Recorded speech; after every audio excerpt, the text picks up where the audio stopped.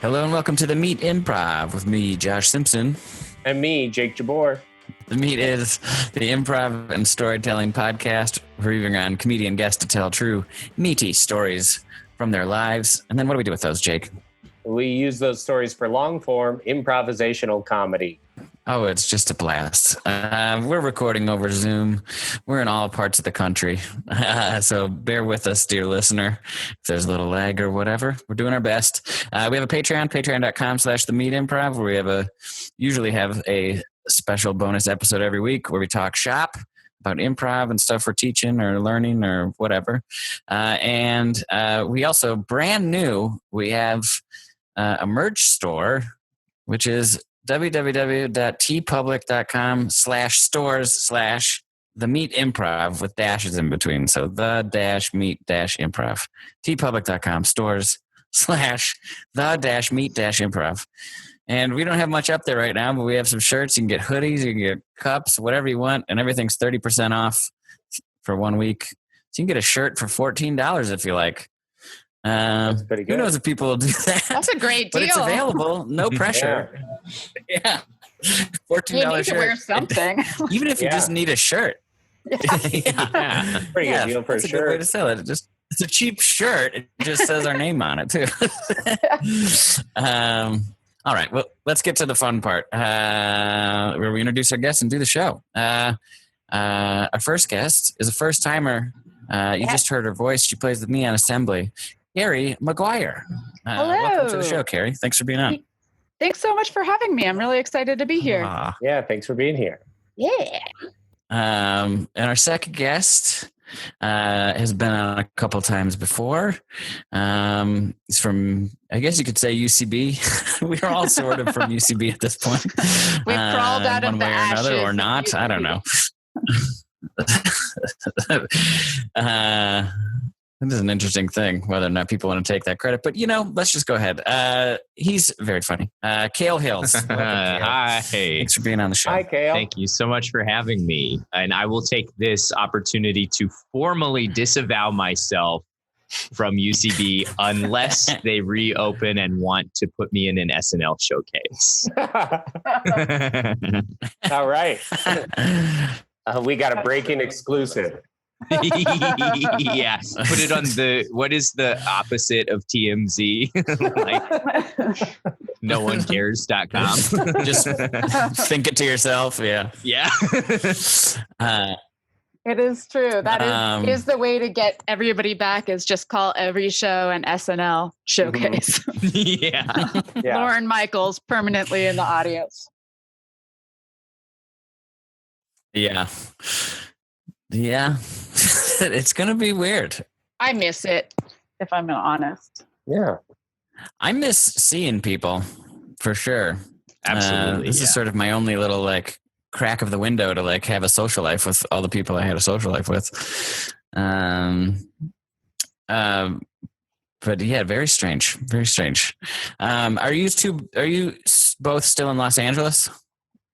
Or do you mind if are you still in LA, Kale and Kerry? I was in Los Angeles for most of the pandemic, and then I got too lonely. It got too hard to see anyone. I went through a whole period of 2 weeks where I don't think I saw any one person, and everybody got tired of Zoom too. So I ended up going, up to my parents' house in Oregon. So now I'm hanging out with my parents and my grandmother. And we're having a great old time. It's a little regimented. We always have dinner at the same time, and we always watch TV together. But I showed them Hamilton this weekend, and they all loved it. So, oh, fun. Yeah. Oh, cool. What are the hits? What are y'all watching? It's I started I was actually visiting for a week in early June. And at that point we watched Bosch, the show on Amazon. But then I came back to Los Angeles and realized that Bosch is the highest level of propaganda that you can possibly get. Because in every episode of Bosch, one of the cops shoots somebody 2 times in the heart. like at 50 feet because they're just like, I know he had a gun and he was about to shoot me, and I shot him 2 times in the heart. And so I had to step away from Bosch. I can't make it to all of the protests, but like I'm doing my part in stepping away from Bosch. Mhm. So I was having them watch Slings and Arrows. It's like a Canadian show about a theater company putting on a production of Hamlet. It's a great show. Oh, Huh. I've It's never great. heard I've of never it. even heard of that. Oh, it's like from 2003. It's Canadian. It stars Rachel McAdams, I think, in one of her first roles. And if you like theater, like I do, it's a great behind the scenes thing. It's really fun. Is it scripted or unscripted? It's scripted. Oh, okay. Yeah. It's definitely I don't know how to describe it. It's just like a scripted show about a theater company in Canada who like they're putting on this production of Hamlet, and they brought in an outside director who like really still loves the art because the old guy got to be a sellout and he died. And then friendships are made and duels are fought. It's really great. Oh, okay. Highly Great. recommend it. Yeah. And where can we find it? On Amazon, but you have to sign up for Acorn. Oh, okay. I have Acorn. And that's $6. Yeah. Oh, good. I have I the trial literally have of never heard of Acorn before. Yeah, me neither. What is Acorn? I'm not sure. It's like something you have to pay more for. It's my mom got it. It's like a lot of BBC programming. So I if you like any of the BBC shows that you can't find, it's a great platform for that. Porn. It's Yeah. streaming for moms. Yeah, Streaming for exactly. moms. Yeah. And Bosch is streaming for dads, so we've got them all. Yeah. It fully is. I mean, every day my dad's like, why can't we watch something where somebody shoots someone? So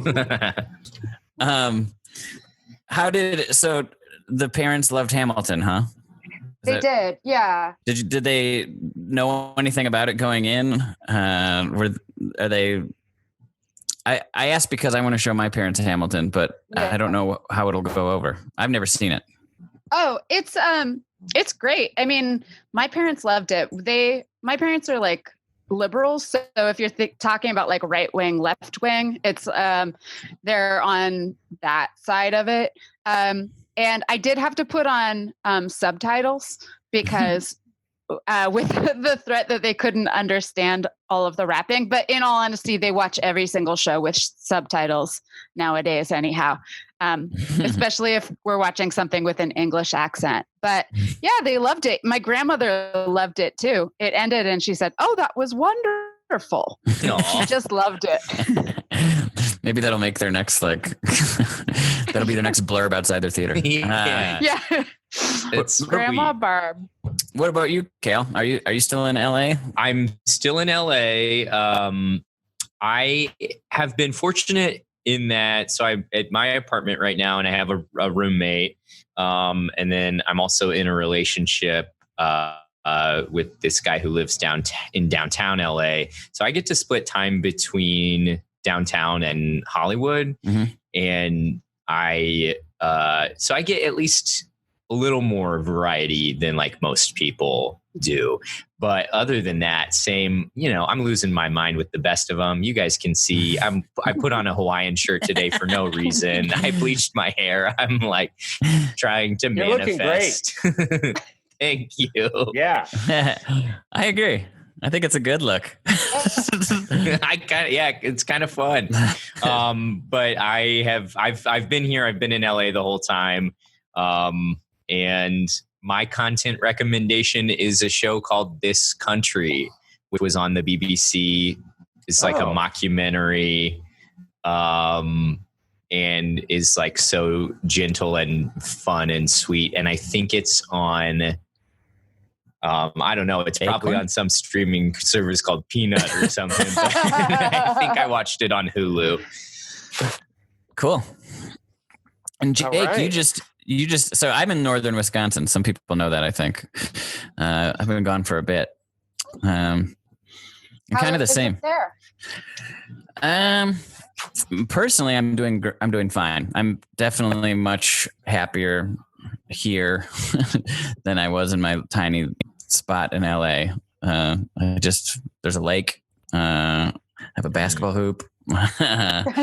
There's just like space. And I'm with my folks. So they just got this new place up here. So part of the purpose is I'm like helping them around the house and stuff. I dug a well. I think I mentioned nice. it. I just finished, didn't totally finish the project, but I get to dig out a huge hole. How do you dig a well?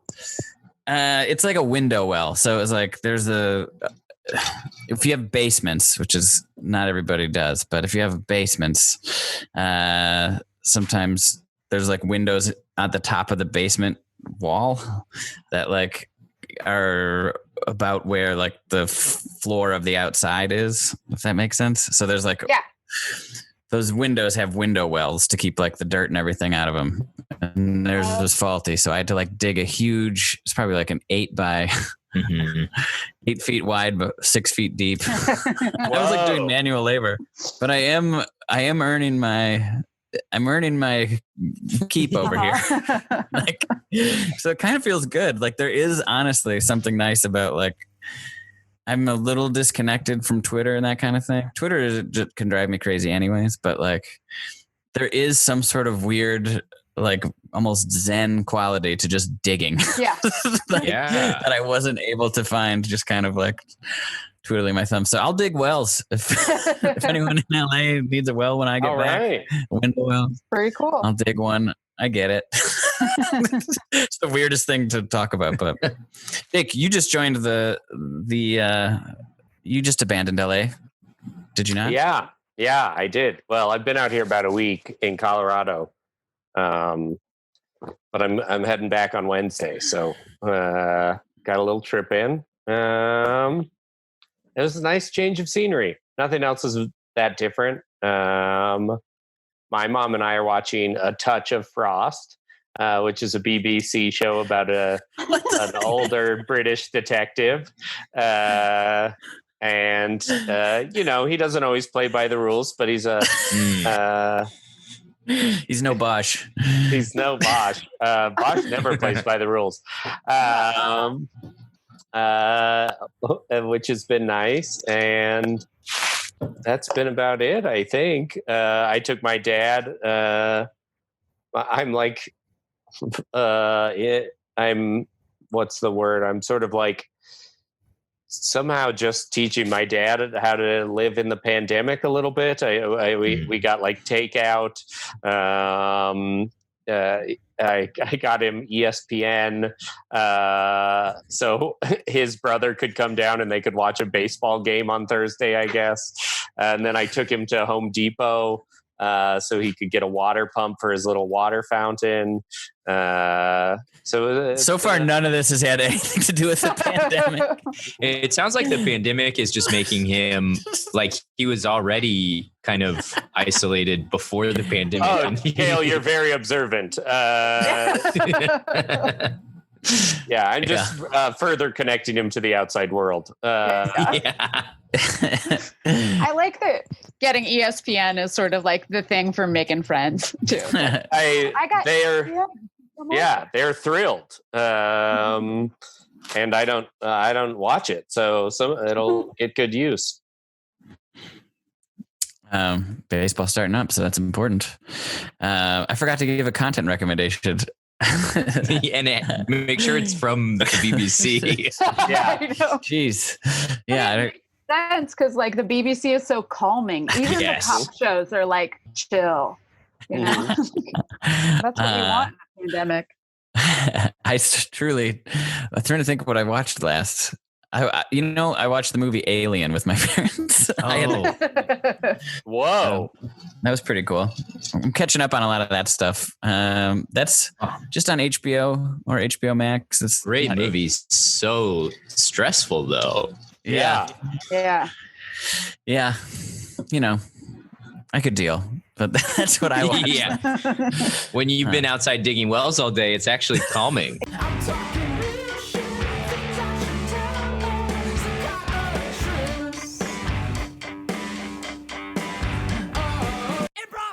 Well, thanks for inviting me over. I'm excited to watch, the Super Bowl. That's going to be cool. I was just thinking first we could, watch something like a little aperitif of another show. An aperitif.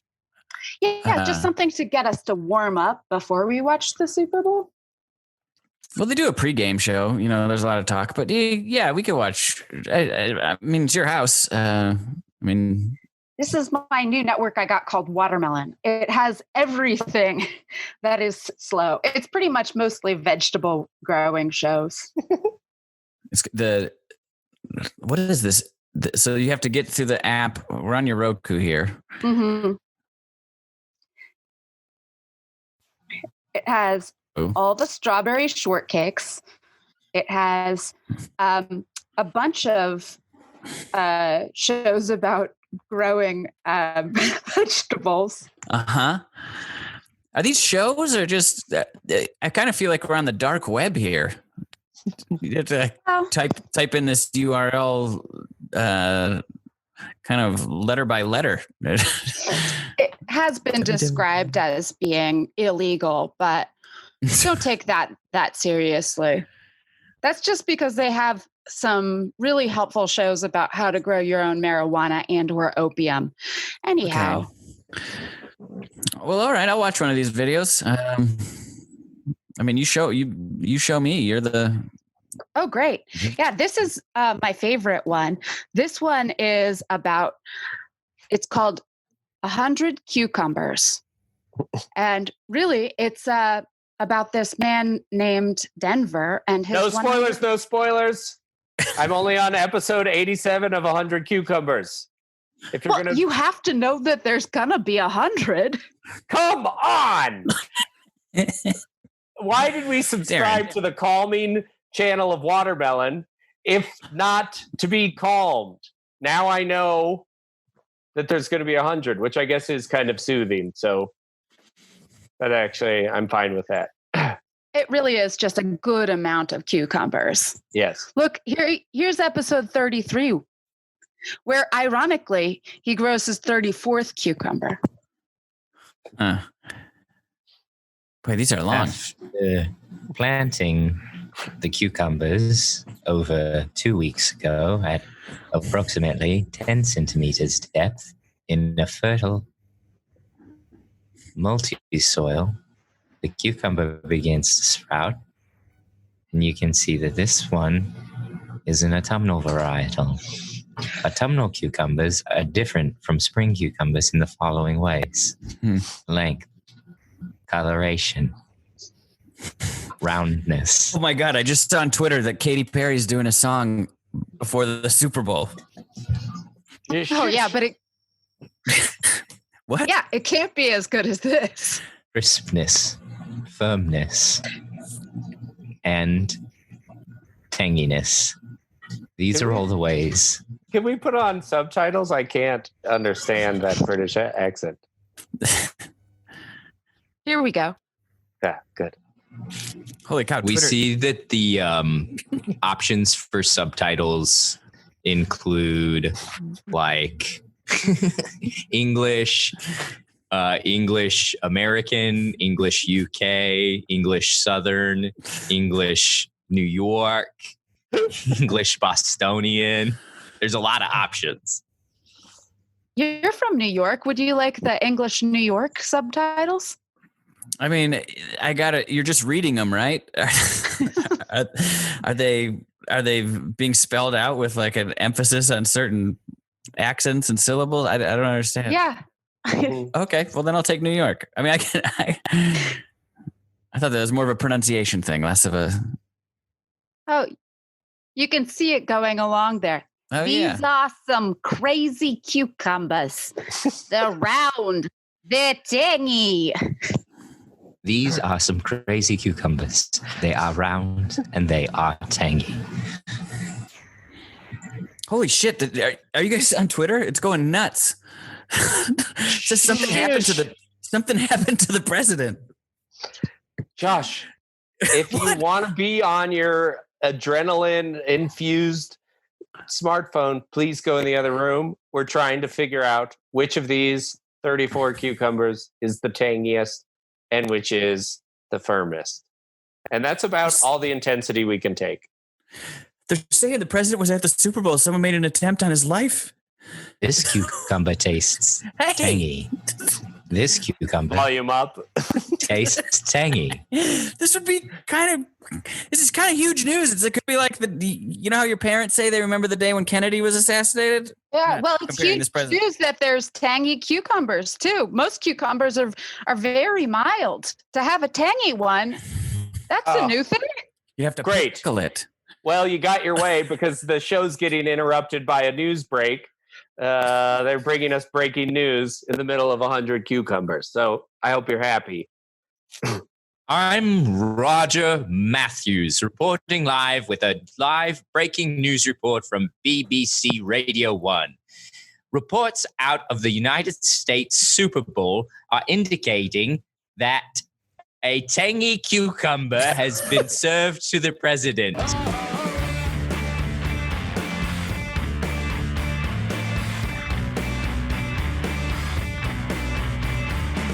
All right, let's get to the meat part of the podcast. This is where a guest shares a true meaty story from their life.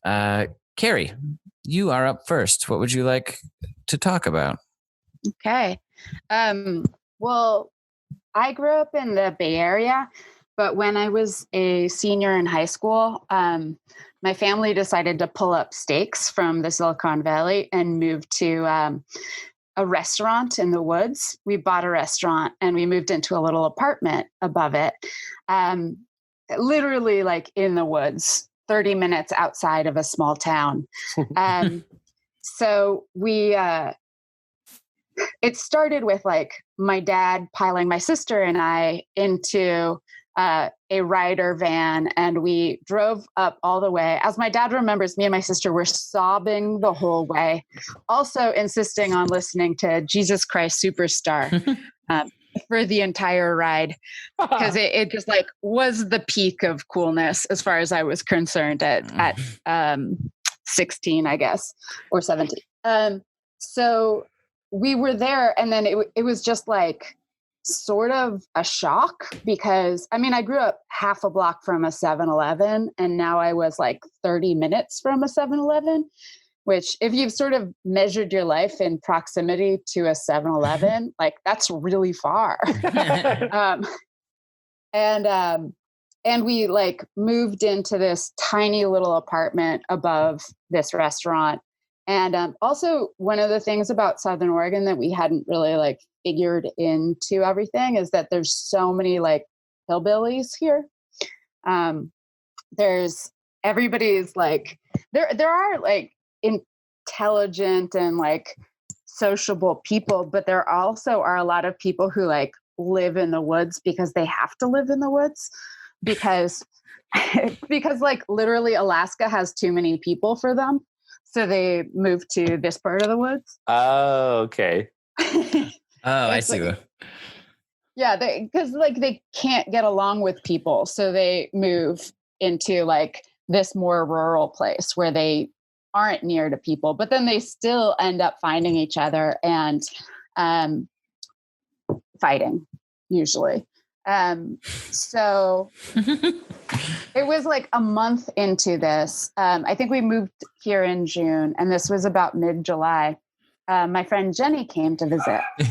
And the way that we would entertain ourselves was usually driving to town each day in my parents' Ford Econoline van.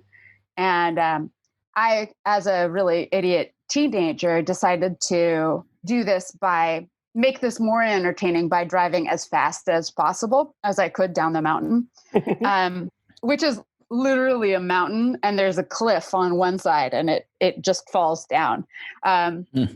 So that's exactly what I would do in a Ford Econoline van with such loose steering that I would make a joke of steering the steering wheel back and forth to whatever music was on the radio, and then the car would still go straight.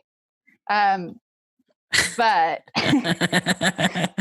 so that was like pretty much what we would do, and then go to town and hang out for a bit and then come back. And it was the last day that Jenny was in town, this one day. And so we were going to town. And at this day, I actually decided to drive slower and safer because, it was her last day in town. So I wasn't, I didn't want to risk it for a biscuit. So we're going, but we go across the summit of the mountain and we start to head down. And I stopped paying attention for a minute, which is real bad if you're driving. And the van like picked up some speed and down on this thing. And then I went into a curve too far, started to think I was going to hit the side of the mountain, and I slammed on the brakes and the steering locked. And so I couldn't steer at that point, and we slid and slammed into the guardrail. And then the van flipped over and slid down the highway about 15 feet. And I was hanging in my seatbelt because my side of the van had gone up, and Jenny was laying on the ground. And I just started screaming because I was like, what did I do? My parents are going to kill me. I just was screaming and screaming. And Jenny got her head together first and buckled her seatbelt and was like, we have to get out of the car. And she was trying to get up out of the window, but I realized I unbuckled myself and got out. We went out the back side of the van, walked a few feet down the highway, and then looked back and just saw this van lying on its side. And I just started screaming again. And we had to wait. Somebody came along the highway and called the highway patrol. They got someone to come up. And somebody went and told my family. My grandparents were back at the inn. So I think my grandfather came and picked us up from the side of the highway. I got a ticket for being in the wrong lane, I think was the thing. But the best thing about this whole thing, and I did have to actually pay for the guardrail also. It was about $800. What? So I had to pay for the replacement of the guardrail, which, to be fair, I did ruin the guardrail. So I'll pay for it to be replaced. And it did save my life. But the best thing about this was that it actually broke the ice with everybody in the neighborhood, because they had looked at us as asshole Californians who were moving into the area. And now they were just like, oh, you're just like us with idiot teenagers.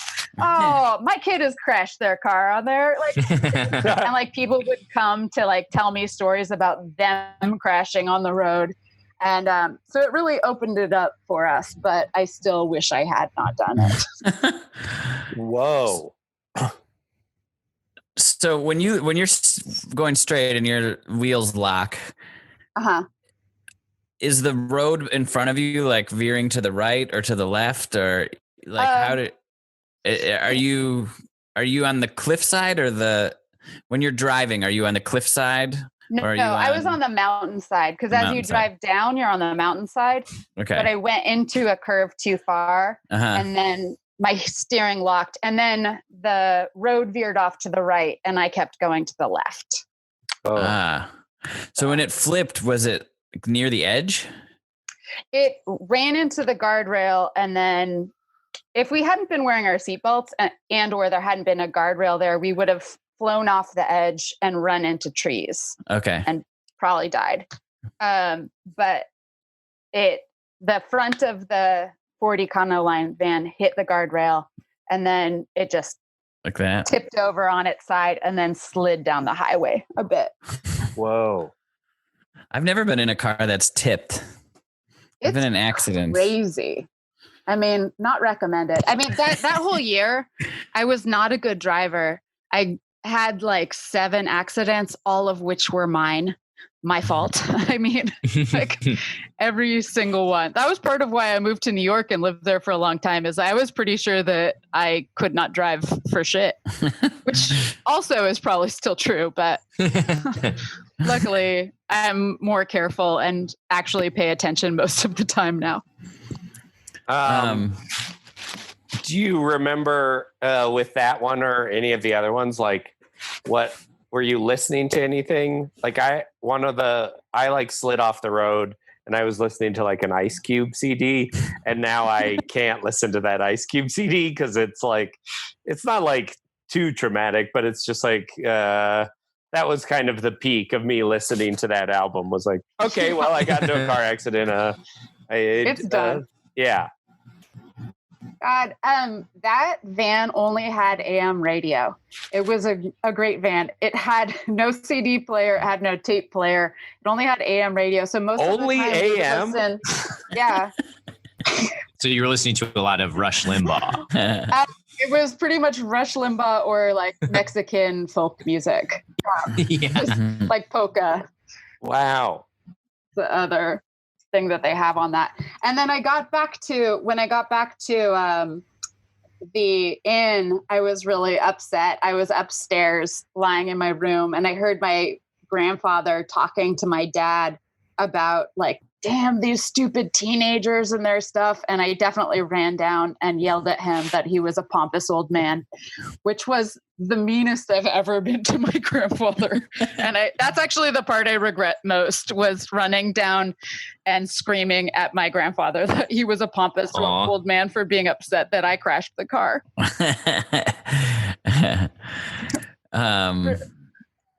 These stories were supposed to be about ourselves being an asshole, right? Most of mine are, unfortunately. I was just, Jake, your question about the music reminded me when I was in high school, I think I was pulled over 5 times in high school. Oh my God. And each Did you have a car with like weed stickers all over it or something? No, I was just like 3 times I was speeding. 1 time I was swerving. I deserved to be pulled over because I was like driving a little crazy. Never drunk or anything, just young and stupid. And I think all 5 times I was listening to the Marshall Mathers LP. It was getting you revved up. That's why you were driving so fast. So. I remember like after the third or fourth time, I was like, man, every time I've been listening to like the Slim Shady or whatever. Yeah. Kale is right. Like that's an amped up young boy album. For sure. Yeah. Like, I'm bad. I'm going to swerve for no reason because Slim Shady would. I mean, absolutely. What was it? So you said you moved when you were 16 or 17? I was 16. I turned 17 like 2 weeks after I crashed, I think. That's a big time in your life to be moving. Yeah. I feel like. It was, I mean, to be fair though, I hated everyone in Palo Alto. I did not have the best attitude. And I didn't like it there. So as much as everyone's like, oh, you missed having a cool senior year, it's like, I probably wouldn't have had a cool senior year anyhow. Would have just been more like doing some theater stuff and being like a real bad attitude, slight, like weed smoking, nothing. And at least in like, when we moved to Oregon, there were some downsides of it, but like people were nicer here and people got along more. It actually was a school where like, oh, the stoners and the jocks like know each other and hang out and don't just like hate each other. So I think that it started to open my mind a little bit, get me to chill out. That was good. Where were you at when Jenny visited? By that point, had you kind of like acclimated, or what was it really nice to have a familiar friend visit at that point? It was really nice to have her visit. I mean, we'd only been there a few weeks. So that was really nice. But I got to like show Jenny the Milky Way because she had never seen it before. Oh, cool. Yeah, because you can't really see it in the Bay Area. And one of the good things about being in the mountains here is like, all of a sudden you see that like white smear on the sky, and she was like, "What's that?" And I got introduced Like, her to those are the stars. Milky Way. And also, like, there were kittens and stuff. I mean, there was some good stuff about being here, but Interesting. Yeah. That's like the opposite of most people, I think.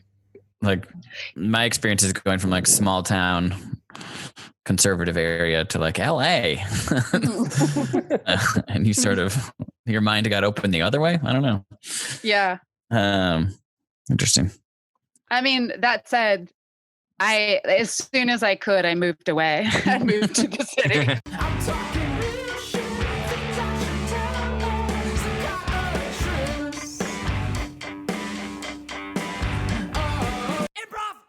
Sir, are you okay? Yeah, I think I'm all right. Oh my gosh, that was a pretty gnarly accident there. You crashed headlong into that guardrail. Yeah. And ended up on the pavement.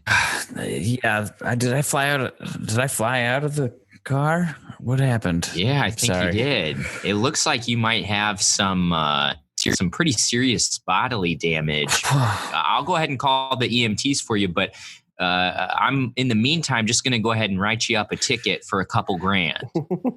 What? You're going to write me up a ticket?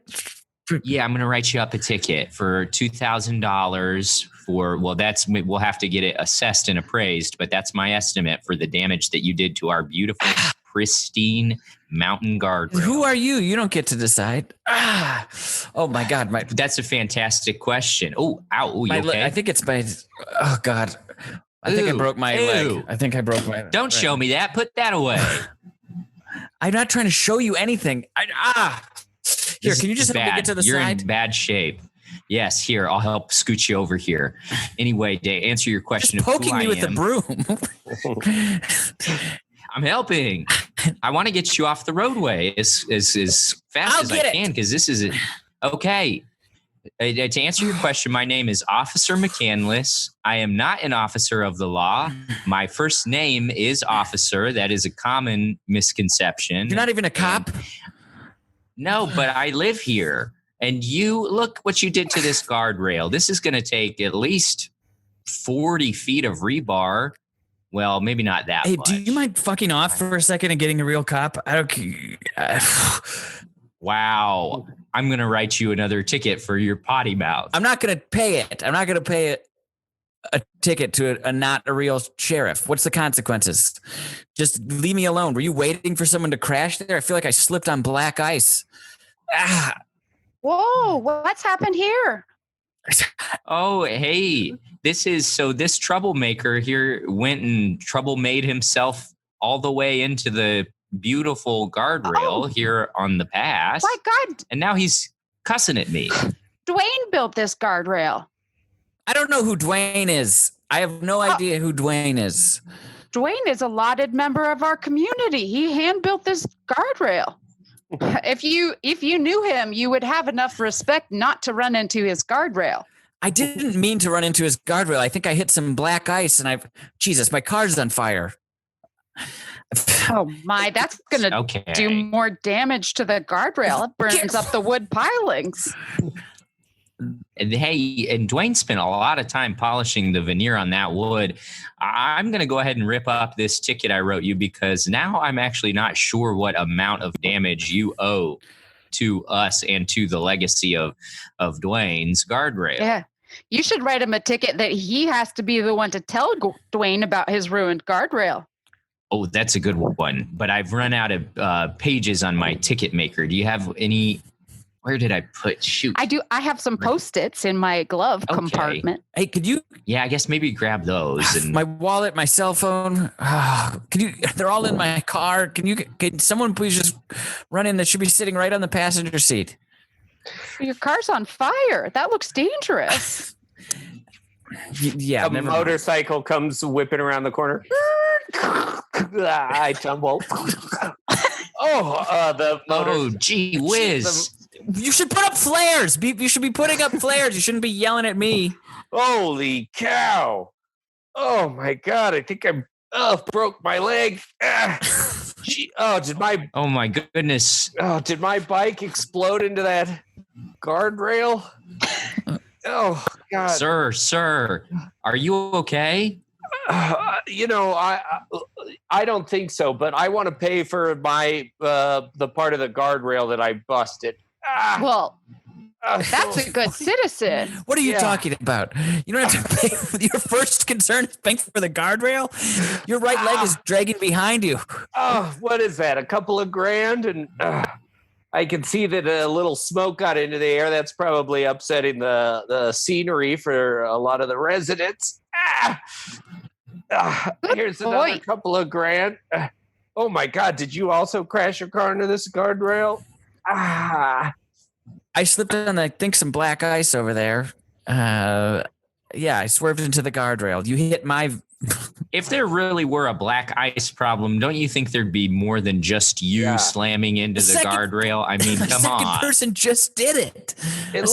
No, but he's willing to pay for it. It looks like you and me called an ambulance? You and me are going to be guardrail buddies. That means we adopt a portion of the highway and take care of it. I'm not build. We're buddies in it.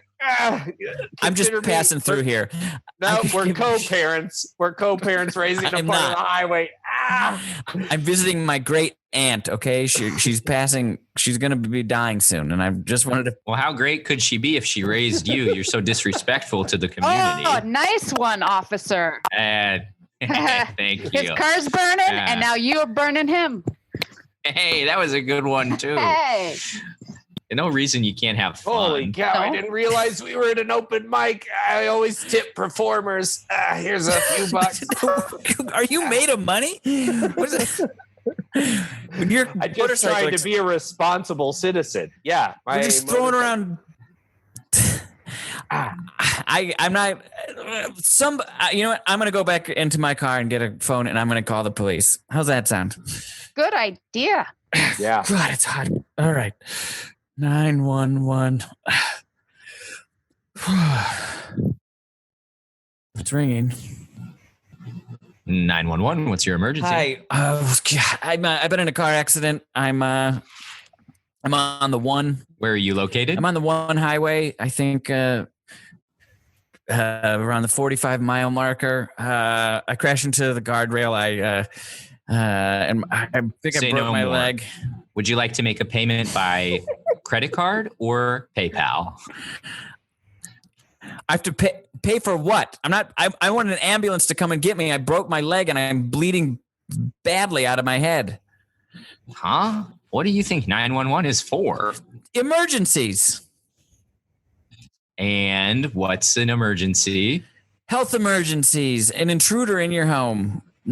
I can't with you. Is this a prank call? This isn't a prank. I'm really hurt. Okay.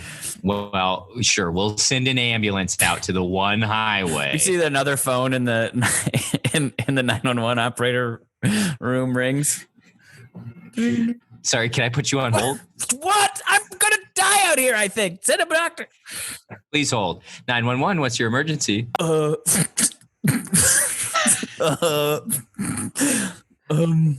Yeah, I think my butt is stuck to the guardrail.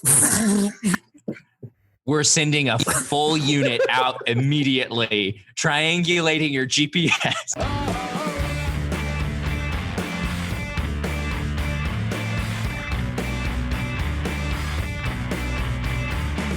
Knock, knock, knock, knock. Hello? Hi.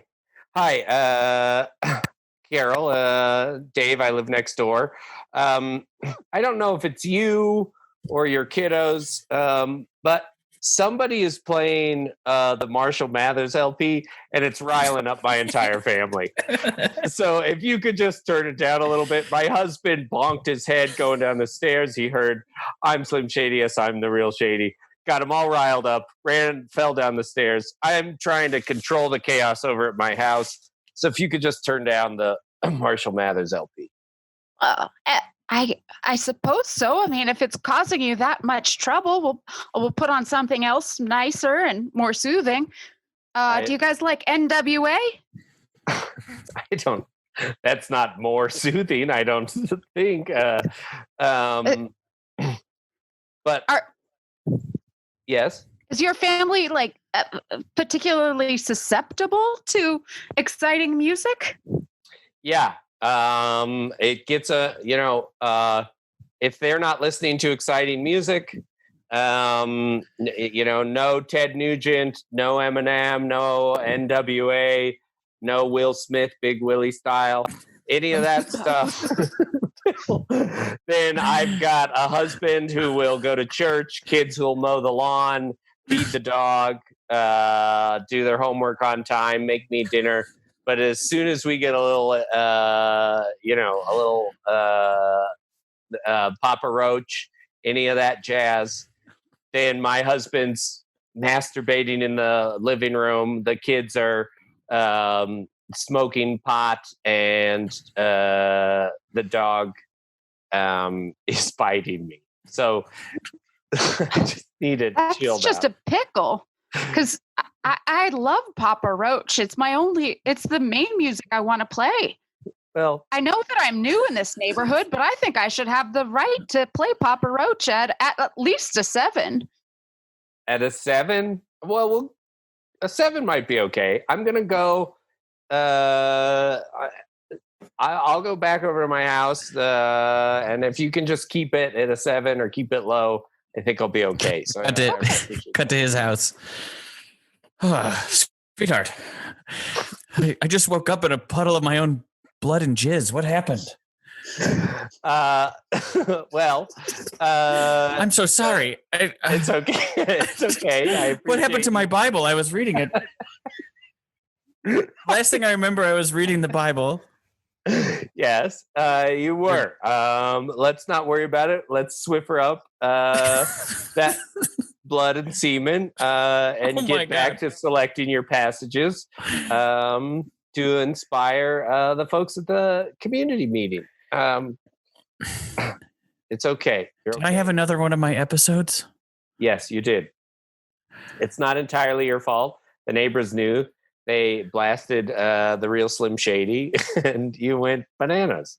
Dang it. But I've asked them to keep the music low. Fuck no, I won't do what you tell me. Fuck no, I won't do what you tell me. Fuck no, I won't do what rage? Honey?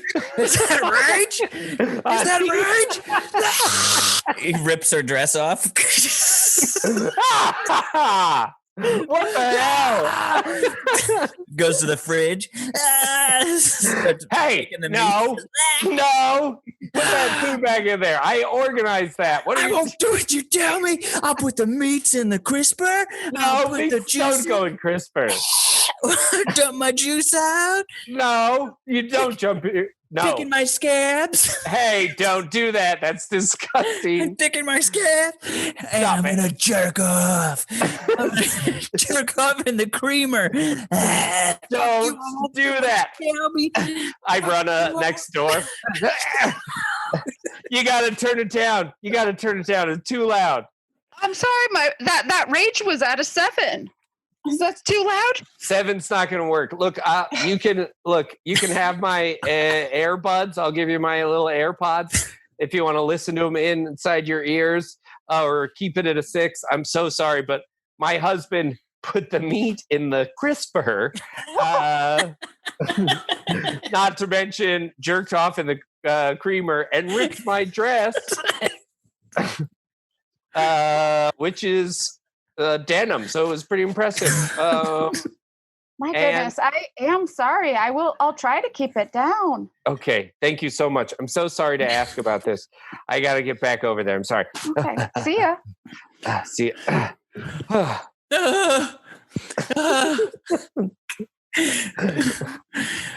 Where's the deli meat? I was just gonna make myself in the crisper.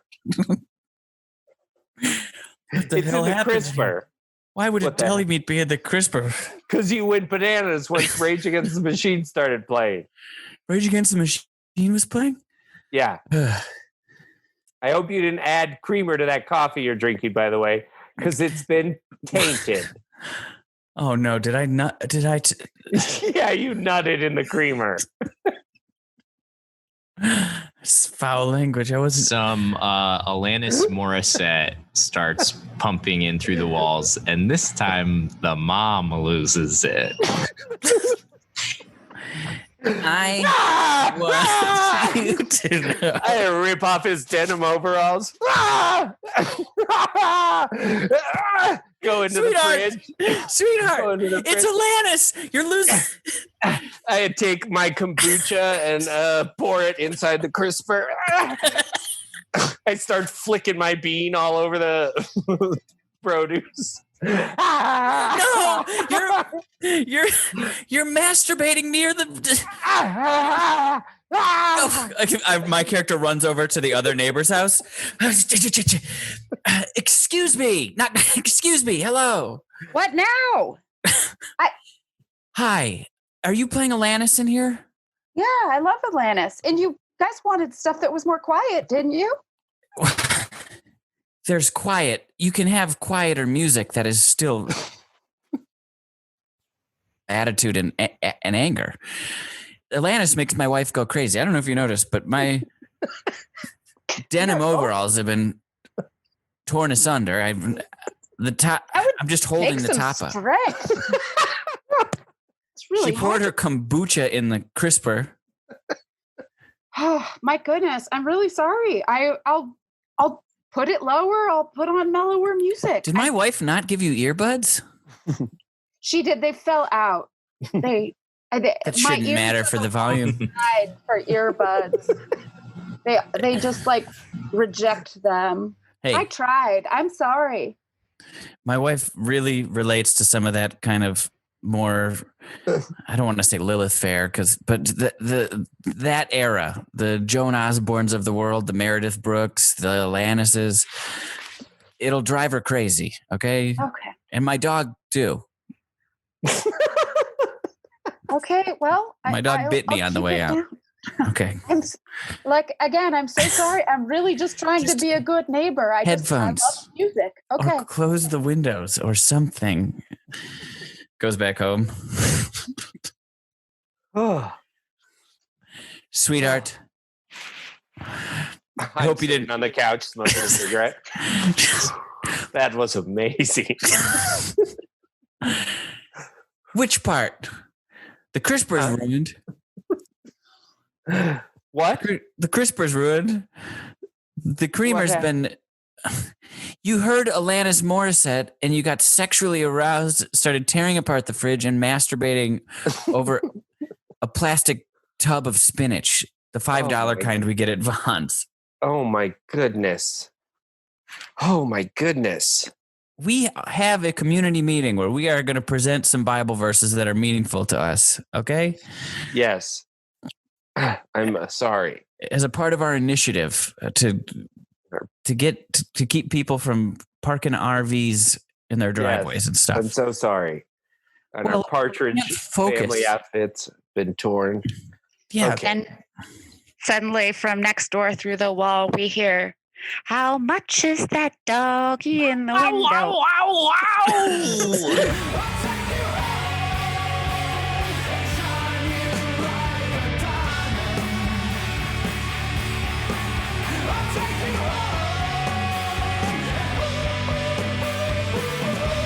All right, let's get back to the meat part of the podcast, where a guest shares a true meaty story. Kale, you're up. What would you like to talk about? What I was thinking about coming on today was how I'm very bad at saving numbers to my phone. And so like the new phone who dis phenomenon is like a fairly regular occurrence for me, except I'm the new, like I'm the person who doesn't know. And because that meme exists, like this idea that if you ask for someone's name, that you are like being condescending to them, because that idea like exists, I'm very hesitant to reveal that I don't know who I'm talking to. And on multiple occasions, I've gotten texts from, and I feel like I break my phone all the time. I always have the shittiest phone possible because I just get a new phone every year from sheer, clumsiness, just like dropping or, I mean, it's also my fault. Like I'll bring my phone into the shower with me to play music. And then I'm somehow surprised when it gets wet and stops working. So I'll get texts from people and not know who it is. And I'll just kind of roll with it for a while and like see if they happen to reveal information that will indicate who they are, which I think is what most people would do. But there definitely have been a few times where I've taken it too far. I have made and followed through on lunch plans with someone that I didn't know who it was going to be. So I just went to lunch one day in Silver Lake being like, I wonder who's going to show up. That's insane. Yeah. Who was it? It was honestly a friend of mine that I had kind of had a little bit of a falling out with. We were not, I haven't like had a lot of friendships necessarily end or be really, like hot and cold, but this was a friend who like had gone through a really difficult time in their personal life. And I was like adjacent to some of the stuff that was going on. So when the dust settled, we were just kind of like not as close as we had been before. And it turns out that this text was from them like a year later reaching out to just check in. So it ended up being like a fine lunch, but definitely one that I wish that I should have had a heads up about who it was going to be. And I feel so silly when this happens because I think I'm a pretty oblivious person, I'm realizing. And it has happened also not just with texting, but with phone calls as well. A year and a half ago, I got a voicemail from someone who is at a mutual friend's bachelor party, and he was drunk and just left like a fun, rambling kind of voicemail. And so a couple weeks later, I called back just to check in, and I thought this was, in this case, I thought I knew who it was. I was like, I think I'm pretty sure that I know who left the message. Because I know who is in this person's wedding. And we talked for like 10 to 15 minutes. I thought this was my friend, my friend Ben. And we're having this conversation, and I guess it existed on a superficial enough level that I didn't realize I was wrong, because 15 minutes in, my friend Charlie, not Ben, was like, anyway, it's 3 a.m. in Amsterdam, and I don't know why you called me at 3 in the morning.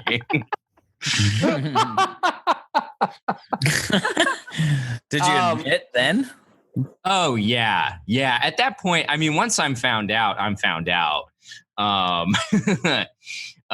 So I did fess up as to what had happened at that point. Kale, I do this too, so I don't expect you to have an answer, but why do you think, because I'll do the same thing, I'm just bad about entering, and I've had people be like, it literally takes 2 seconds to like go in, or maybe it takes longer, but I still have like a ton in my phone that I just like have not added. Do you have any insight as to why? I think it's like, to at least some degree, I'm a bit of a Luddite. I don't really like technology. I'm not very well versed in it. And not that saving a phone number is hard, but because I don't like technology, I never have good technology. So my phone is always like slow and bad. And so everything I do on it is harder than it needs to be. So I feel like even entering a phone number, to me, even though it's not hard, feels like, whoa, this is too hard. Or with certain numbers, I think I just get distracted. I think it's that thing of like someone texts you and you're like, oh, I'll respond when I have time. And then it's 2 weeks after the fact and you have not spoken to them. I do that. Yeah. Yeah, I do that too. It's too much. It's like too much to keep track of. I've been very like, I'm pretty good at putting contacts in my phone, but sometimes I don't. And a weird thing that happened on my phone is that like, I have like maybe 20 pictures that got somehow assigned to all my contacts. So like, if I didn't assign a photo, like it's very strange. It's just like a default. It's like no real photos from my camera roll that somehow just got assigned. Oh, but totally like, unrelated to the actual person. Yeah. Like one is like a coworker I had that I worked with that I don't talk anymore that was like fell asleep in his chair and I took a picture of him. And that like comes up when like my dad calls or whatever. Whoa. I don't know why, but now you can like almost get the contact information, like whatever. Sometimes my phone will be like, it's maybe this person, or they'll say, or it'll just have me update it. And I find that to be great. Yeah, I do that. Yeah. I do that too. Like your phone's asking you to do it. So you went to one lunch not knowing who it was. You talked to one person. Yeah. Another example is it turns out that I've been texting my mom's ex-boyfriend for a while. Who did you think it was? Someone from, so usually the way it shakes out is I can at least tell from the area code which part of the country they're from. And so if it's someone from Missouri, then I usually assume it is someone I went to high school with.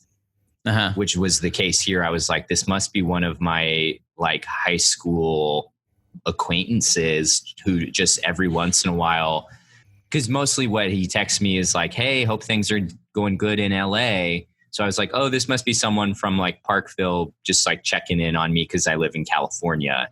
And it turns out that it is my mom's former lover. LA's kind of a nightmare for that stuff in terms of area codes, because it's like a catch-all. People have all sorts of area codes there. Mm-hmm. So it's just the guilt. It's just the guilt of being like, I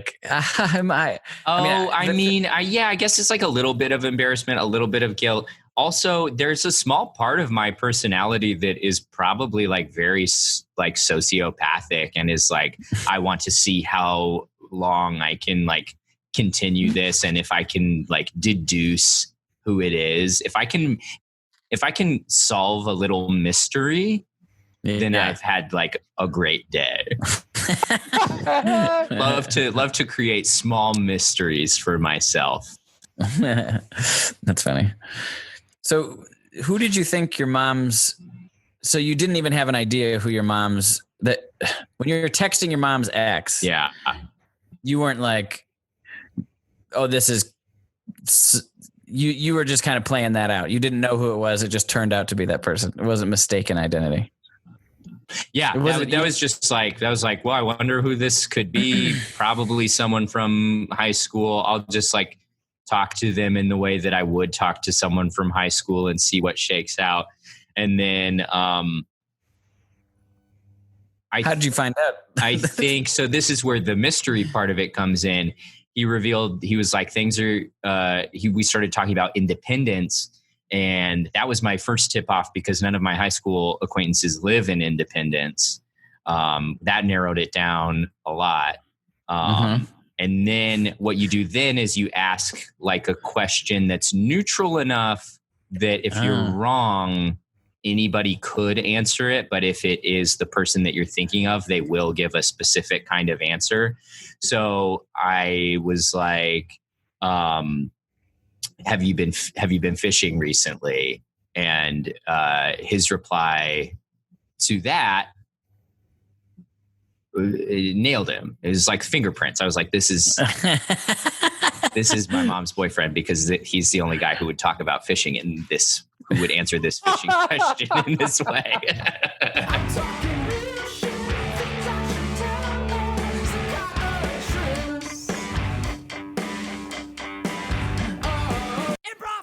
Yeah. I said, I'm going fishing. Okay. somebody is on the other end of this phone, and I don't think that they know who I am, and I don't know who they are. But they asked if I had been fishing, and I panicked and said, I'm going this weekend. And then and they said, I'll go with you. So I haven't been fishing since my dad took me, but that's where I'm going, honey. Okay. I'm going fishing with a stranger who does not know. Sounds like you're having an affair is what it sounds like. I'm not having an affair. It's the stupidest story I've ever heard. Someone out of the blue, you don't even know who texted you if you're going fishing, and it's some sort of part of your honor code. You are going fishing just for it not to be a lie. Who is she? I don't know. No, who is she? Who are you cheating on me with? I'm not cheating on you with anybody. I'm potentially going fishing with my mom's ex-lover, a guy that helped me change a flat, David, who I went to high school with, or my old boss, Linda.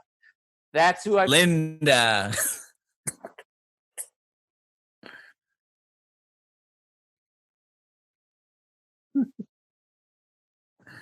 Okay. What is this? What did you do? This is the family room. Yeah, and I'm trying to get to the bottom of who is on this phone, okay? I know that it's not my college buddy Baxter because I said, been go-karting lately? And they went, go-karting with 3 question marks. So I was able to rule him out over here. See? Now, I can't... If you want to cheat, we can just open up the marriage. All right? I've thought about it myself. Excuse me? I'm not cheating on you, and I am... Well, this seems like a lot of work just to go away for the weekend with whoever this latest fling is, okay? It could be Linda, okay? Because I said, hey, do you have the account login for Acorns? And she said, yes, thanks for sharing it. But I shared it with Linda, but I also shared it with that guy who helped me change the flat because I wanted to pay him back, okay? So I said, what's your favorite show? And they responded back, No Offense, which is a cop drama that's pretty calming, but it's a little sassy. And I found both the guy who helped me change my flat calming and a little sassy. And we know that Linda was, which is why I could no longer work for her. I don't know if this frees you up, but I'm fucking Rick. Excuse me? Who the hell is Rick? If you want to just come out and... We see behind Rick, Jake's head as he's explaining this. Rick? We see son's like a poster board with Mr. little news Schmidt. clippings and strings attaching all of Our these ideas son's kindergarten together. teacher? You're having sex with Mr. Schmidt? Yes. Okay. I'm having an affair. I'm not getting the attention that I want in the home. You're off doing... This is God knows what. This is unbelievable. I can't believe you would cheat on me. Wait till whoever this is hears about that. Hey, bring lots of beers because I'm planning on getting turned. I just found out my wife is cheating on me. Then. I can't follow this anymore. Okay. Oh, bummer. Maybe when we go fishing, I can give you a hand job. LOL, LOL. I don't know if that's sincere or not. Well, you might be getting a hand job from a guy who changed your tire once, or Linda. Well, Linda would never give me a hand job, but I don't know if that's kind of an HR joke. The guy who changed my tire, we did have a moment where we both put our hands on the lug nut at the same time, so it's possible. I'm heartbroken, and I can't even console him. The guy who changed my tire, Linda, or Randy, who I went to high school with, who I don't really think it's him, but... All these people have our Acorn login, by the way. Yeah. My whole queue's fucked up. Oh my God, I didn't even think of going back and watching the recently viewed. That could help me get to the bottom of this. Hey, you fool! We have to work on our marriage. Do we? It doesn't sound like it. It sounds like you're up to your neck in kindergarten D. I'm devastated. It was a mistake. It was a mistake that I made, okay? You're not around anymore. Your head's elsewhere. I'm trying to figure out who is in my phone, okay? we lost 2018 to a scam call you got from someone trying to sell you health insurance. It said Switzerland, and I know 2 people who live in Switzerland. I don't want to hear it. I don't want to rehash it. I don't want to get reinterested in this. Okay? Okay. I need you to be present with me. Okay. Your spouse. Let's work on this. I'm sorry. I just feel like I'm sorry. I'm losing connections all over the place, and I don't want to. And I'm doing it with you. I don't want to admit that I haven't been paying attention because I'm worried it's going to fracture the relationship. I'm doing it with this stranger on the phone, and I'm doing it with you, and I apologize. See? That's a step. That's a step. I'm sorry. Okay. I'm willing to go to counseling or do whatever it takes to get our relationship back on track. Well, we could start by making a little love. Knock, knock, knock at the door. Oh. Perfect. Damn it. Answer it. Hello. Hey, it's me, Johnny from 7-Eleven. You ready to go fishing? Oh my God. Yeah, I'm really excited. I'm like really wanting to talk about all of these British dramas and of course. catch some perch with you. Of course you do. Because you're comforting when I'm there in the morning, but you're a little sassy on Fridays when I'm done with work. That makes total You're going to have another donut? Ooh. Hey, didn't this guy offer to give you a hand job? Yeah. What's a hand job between friends? Thank you. Lol is right.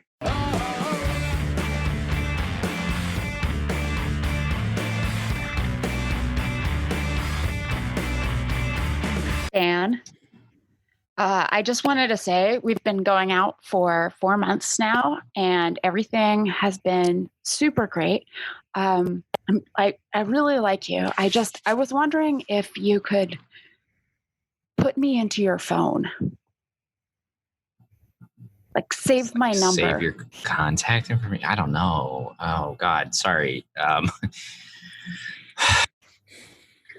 Come on, Dan. I don't want to always have to be the first one to text you. It's not a big thing. It's a big thing to me.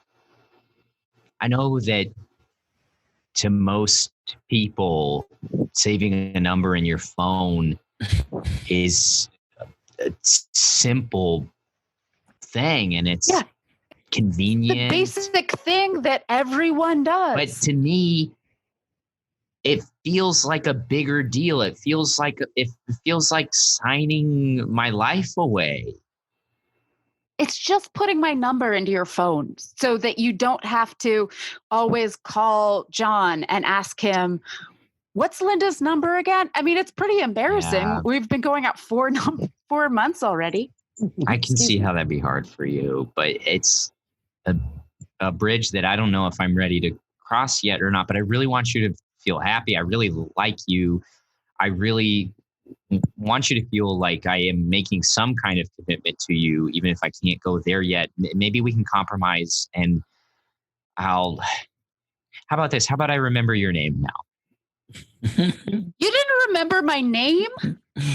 Are you kidding me? I've never, no. Oh my God, you're not my wife.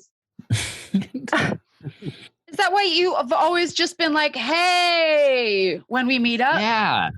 Yes, I thought you knew that, and I honestly thought you kind of liked it because that's why I always greet you with just some physical descriptor about you, like "Hey, curly" or "Hey, long legs" or something like that. I mean, it was cool and sort of Fonzie-like, but now that I know that you don't even remember my name. We cut to Kale hanging out with his guy friends. Whoa, do I hear wedding bells? Guys, lay off. I saw a text pop up on your phone. It said, Diane. Who's Diane, my friend? You saved a number. I saved a number. Look, I'm not saying that we're getting married or nothing, but we talked about it, and she was right. I kind of cut her a short. She got the short shrift in our relationship, so I'm trying. Well, buddy, nice knowing you. It all starts with contact info, and it starts with names instead of descriptors. Well, Next thing you know, go ahead. I was just going to say, it's actually kind of nice. I feel like I am in my first kind of real meaningful relationship. I think you guys should maybe give it a shot. I don't know. Yeah, right. Yeah, right. Yeah, right.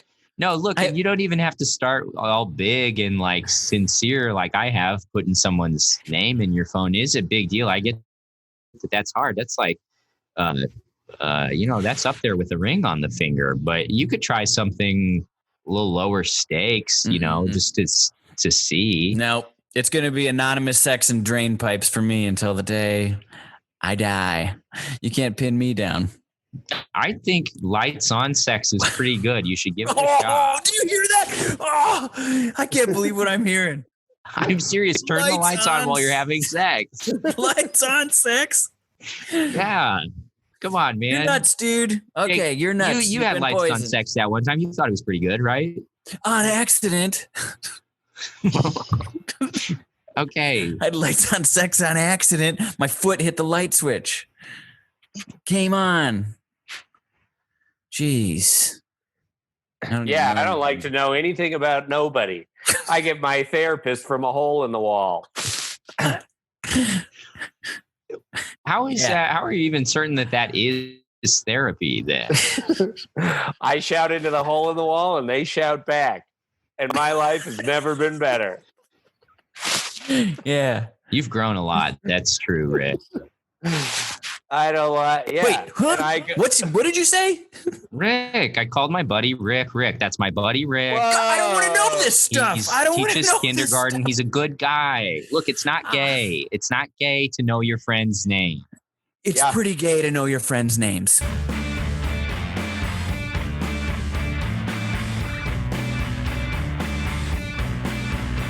All right, so it's going to be great.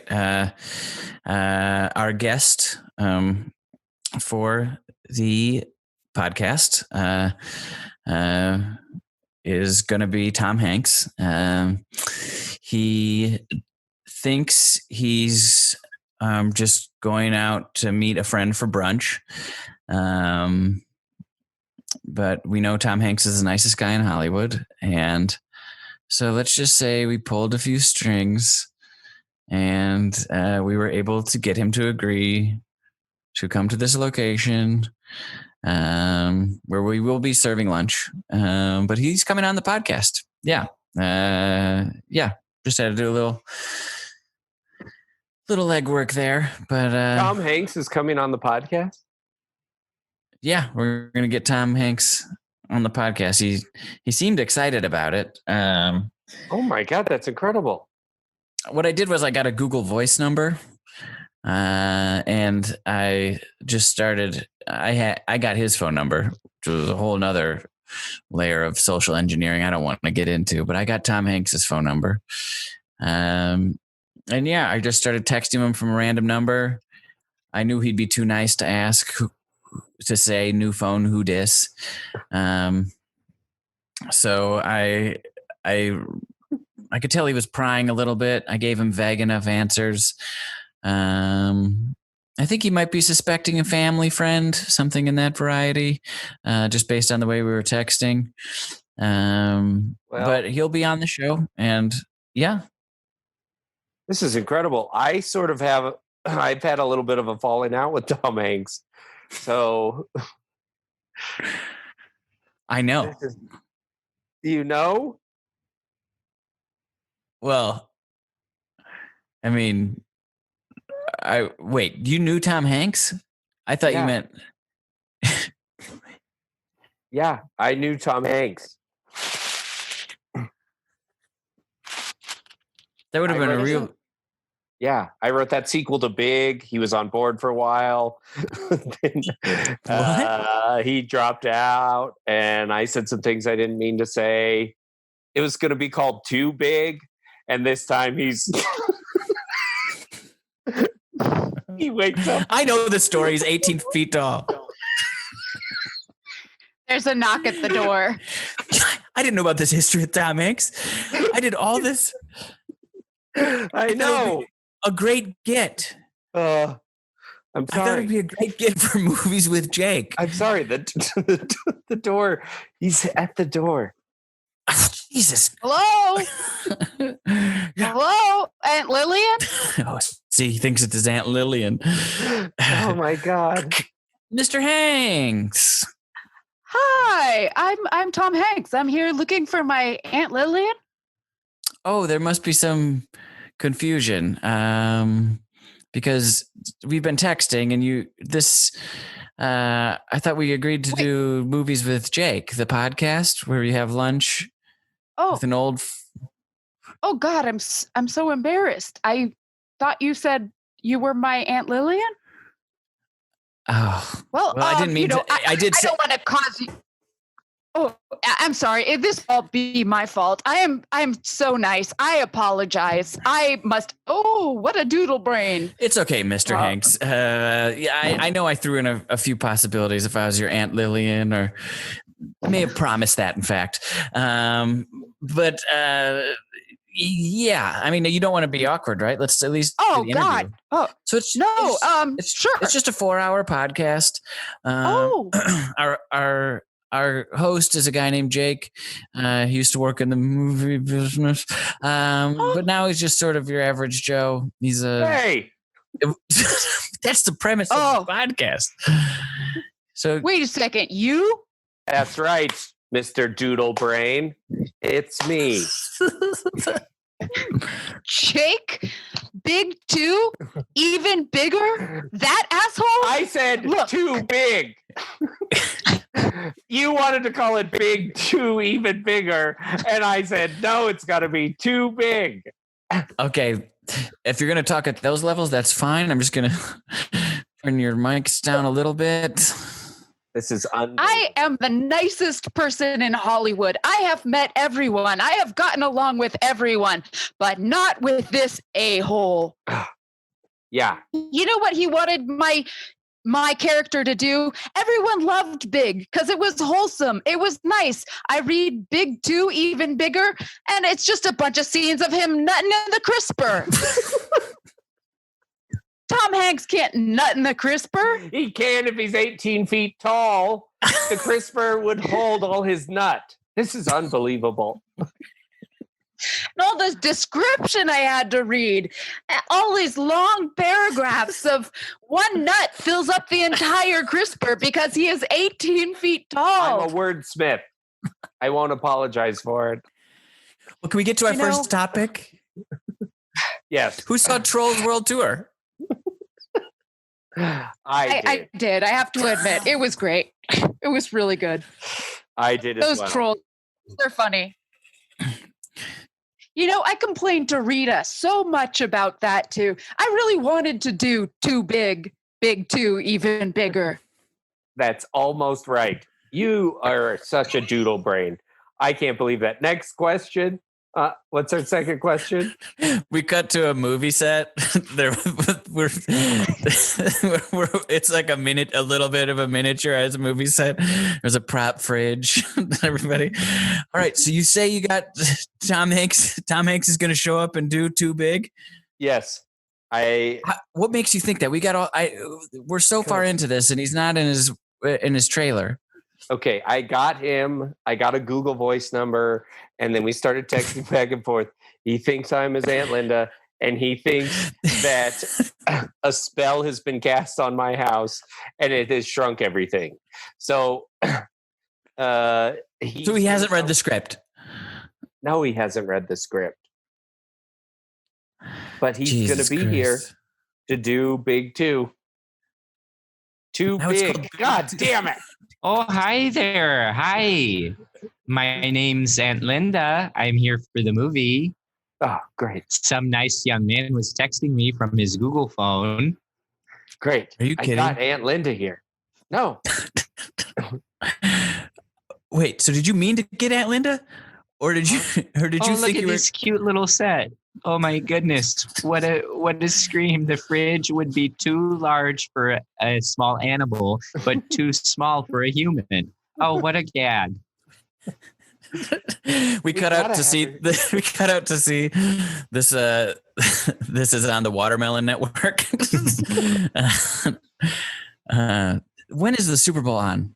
I don't even know what this is about. It's called Too Big. Tom Hanks isn't even in this. No, it says Aunt Linda, but she's great. Just watch. There's that scene with her in the fridge. It's just great. How is she going to nut in the crisper? That's what it says in the description. Girls can nut. Aunt Linda can nut. Just watch. Oh no, the Alanis song is coming on. I've got one hand in the air and the other one's flicking my little bean into the crisper.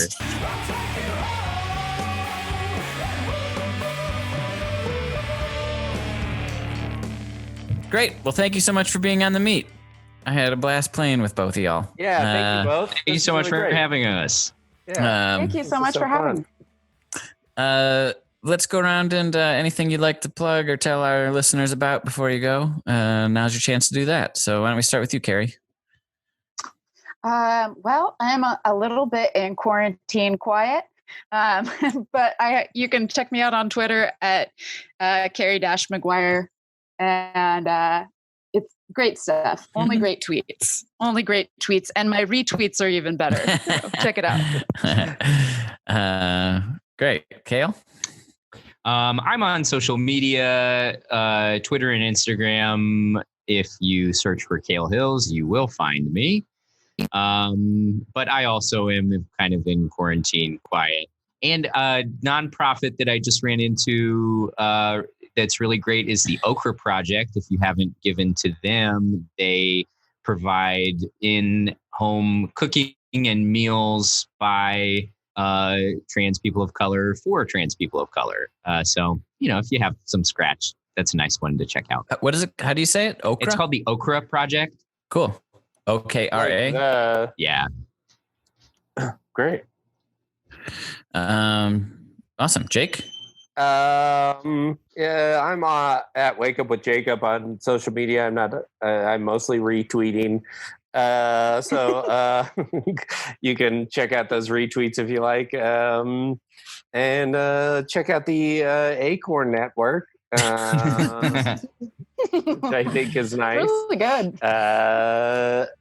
That's all I've got right now.